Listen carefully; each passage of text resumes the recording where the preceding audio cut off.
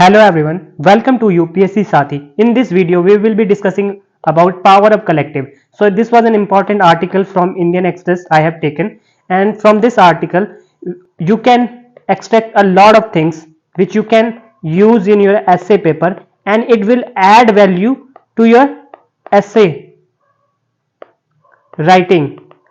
And if you can use some of these examples in your essay paper, your essay will look different from other aspirant who are not using this.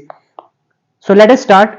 As humans, we have only thrived and progressed on the evolutionary scale when we grouped into a collective. तो बोल रहा है कि humans ने progress कब की है, human ने थ्राइव कब किया है, जब वो एक ग्रुप में आए हैं, जब वो उन्होंने कलेक्टिविटी की पावर को समझा है. क्योंकि जो एपेक्स एनिमल्स हैं, lion, tiger, they ruled the animal kingdom for centuries क्योंकि they were mightier, faster and more alert until we formed groups, right? तो ये जो लायन एंड टाइगर है, इन्होंने रूल किया जब तक हमने ग्रुप नहीं बना लिया. We began communicating with each other and strategizing as a collective. Our collective might was far superior to the apex animal. तो जो हमारा collective power था, it was much greater than these apex animal, lion, tiger. So in groups we started building on each other's knowledge over generation and became stronger. So knowledge का transfer होता रहा, हमने knowledge share की, ideas share किए, और over the period of time हम ज़्यादा strong बन गए.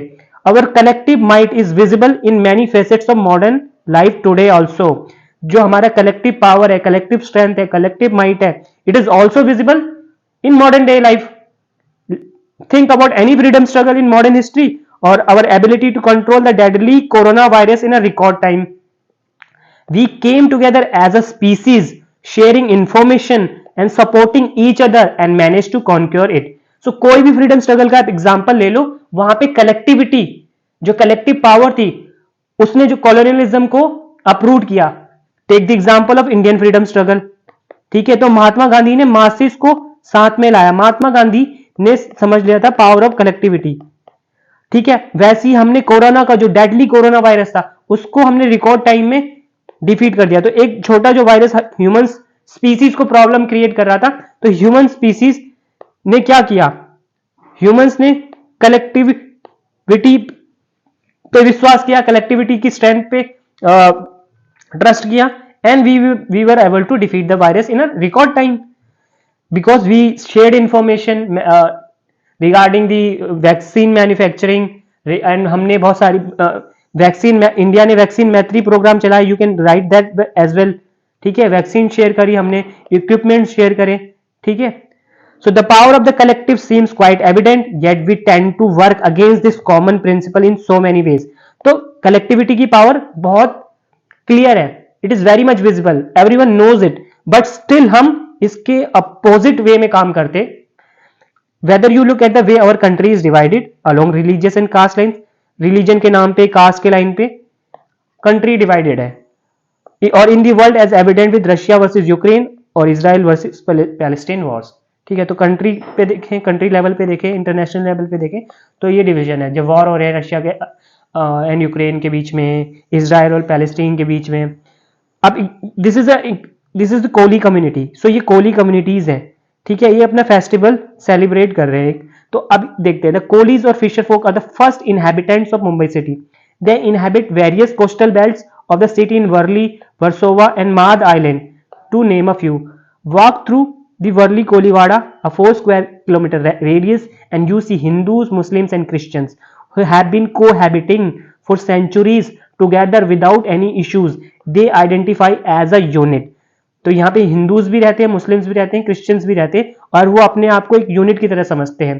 दे celebrate each other festival with equal fervour and even have a unique Koli names and traditions for them. ठीक है, ये कोली जो है वो हिंदूज भी होते हैं, मुस्लिम्स भी होते हैं, क्रिश्चियंस भी होते हैं, और ये वो एक दूसरे के फेस्टिवल सेलिब्रेट करते हैं. और और यूनिक कोली नेम रखा हुआ है उन्होंने अपने जो भी वो फेस्टिवल सेलिब्रेट करते हैं. ठीक है, सो एग्जाम्पल है नराली पूर्णिमा का. It is the day when moon is worship with a coconut to mark the end of the monsoon. ठीक है, and the start of the fishing season. This happens to be on the same day as the Raksha Bandhan and is celebrated by Kolis as a unit. तो नराली पूर्णिमा को Koli as a unit celebrate करते हैं, सारे मिलकर celebrate करते हैं. Another progressive and distinctive traits of Koli is that they put women first. So women की respect और जेंडर इक्वालिटी की बात करें तो वुमेन को बहुत आगे रखते हैं वो. All the religious idols that they worship are female. So female जो मेंबर्स हैं उनकी बहुत बहुत ज्यादा रिस्पेक्ट है कोली कम्युनिटीज में. The main Hindu deity is Golfa Devi, who they pray to with an offering of 2 laddus and ask a yes and no question like, will it be safe to go out to sea today? क्या आज सी में जाना safe रहेगा? तो goddess ग्रेसियसली answer कैसे करती हैं? She will drop one or the other side of the offering that is placed on her shoulder. This has led her to become a popular as the yes or no goddess. तो उन्होंने जो लड्डू चढ़ाया है तो वो left side पे गिरेगा या राइट साइड पे गिरेगा, अकॉर्डिंगली वो यस और नो के बेसिस पे डिसाइड करते हैं कि हमको सी में आज जाना है या नहीं जाना है, समुद्र में हमको जाना है या नहीं जाना है. ठीक है, फिशिंग के लिए. क्रिश्चियंस प्रे टू मदर मेरी एज वेलानकनी माता. तो मदर मेरी को वेलानकनी माता, जो यूनिक नेम की बात कर रहा था मैं. मुस्लिम्स प्रे करते हैं to Pir dargah which honours two female relatives of the prophet Mohammed. The respect they have for the feminine force is evident in the deities they worship. तो वो फीमेल को आगे रखते हैं, अपनी वुमेन को आगे रखते हैं और फेमिनाइन फोर्सेस को वर्शिप करते हैं. सो नराली पूर्णिमा. सो इसको आप if you are writing your ऐसे, इस पैराग्राफ को, ये 2 पैराग्राफ्स हैं कोली कम्युनिटी का एग्जांपल लेके, you can write in lesser amount of words in your essay paper and it will add value to your essay. Kohli respect every individual as an equal within their Kohli unit, making them an unstoppable force.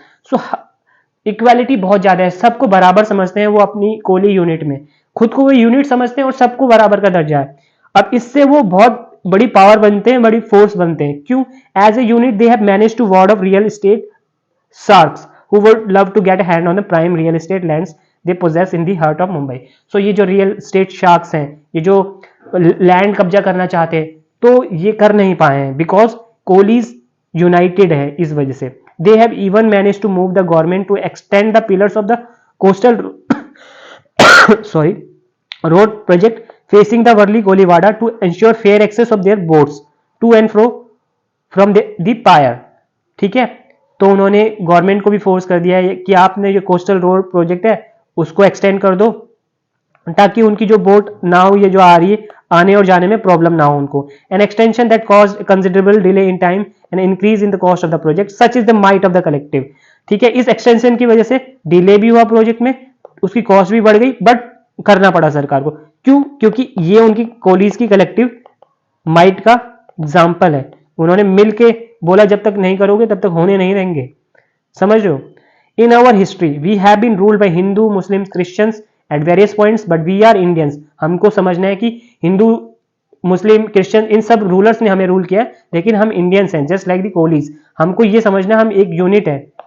We all started as apes. हमने पहले सब apes ही थे. Over time we have become divided along borders. फिर बाद में borders की वजह से हम डिवाइड हो गए कि कोई इंडियन है, कोई पाकिस्तानी है, कोई बांग्लादेशी है, कोई श्रीलंकन है, कोई अमेरिकन है, कोई अफ्रीकन है. But we are all essentially one unit. It took COVID, a common enemy, for us to realize this. War hurts everyone. We know this. Yet over the past year, we continue to witness 2 large ongoing wars. Russia ने attack किया Ukraine को, Hamas ने attack किया Israel को, world war के 2 के time पे Hitler ने अटैक किया पोलैंड को, राइट. एंड साइड्स बन गई, ब्लॉक्स फॉर्म हो गए. Every country was pressured to pick a side during this World War II. We were divided as humans. With the current wars, we are heading down the same route. Only now we are dealing with the nuclear armed nations. तो अब तो ज्यादा problems है.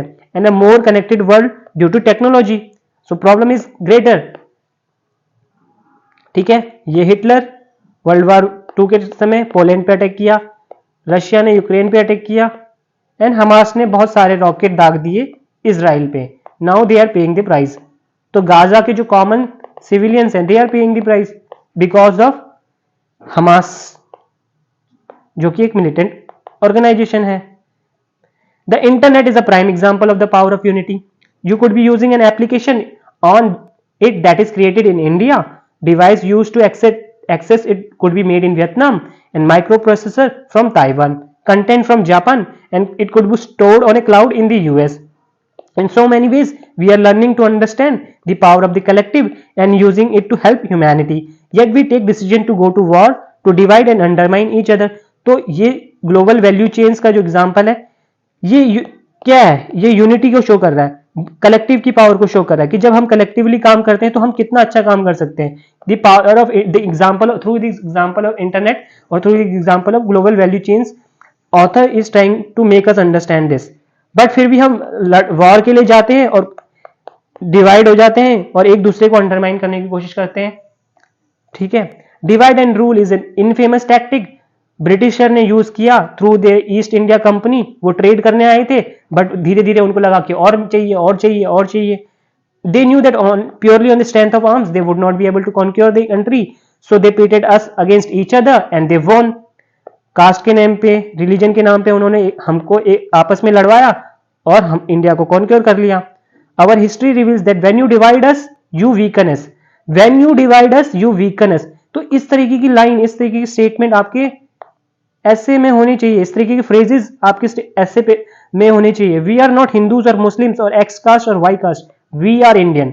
ठीक है, इस तरीके की लाइंस, इस तरीके के phrases please do write in your essay paper whenever you get the opportunity to write means. Gautam Buddha, who was a visionary, came out of India, understood the power of the collective and unified a large portion of East beyond India. In fact, he is worshipped far more in Southeast Asia today than in India. Right?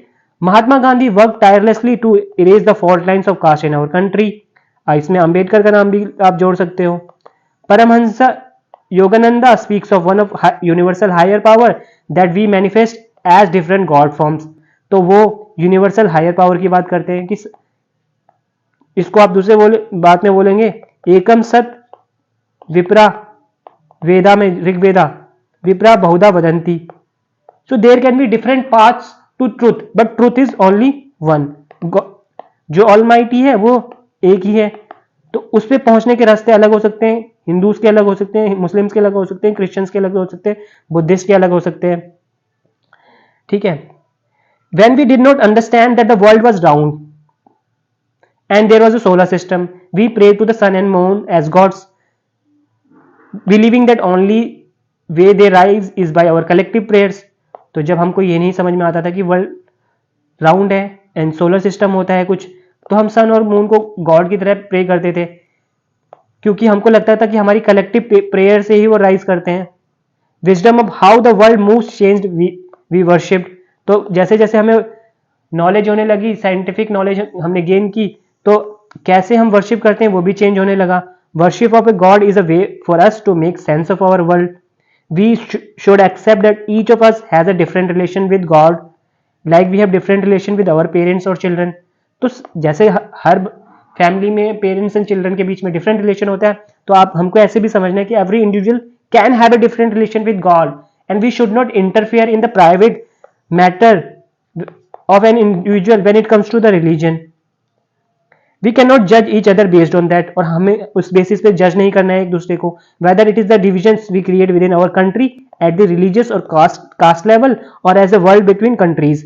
Why are we reversing the work of so many wise leaders that came before us? This is the moot question which we need to ask. In Hinduism we believe that current epoch is the Kalyug. तो current जो समय चल रहा है, जो अभी का समय चल रहा है, उसको हम कलयुग बोलते हैं. कलयुग मतलब dark age. This is a time when the worst of mankind is on display, leading to destruction and unhappiness.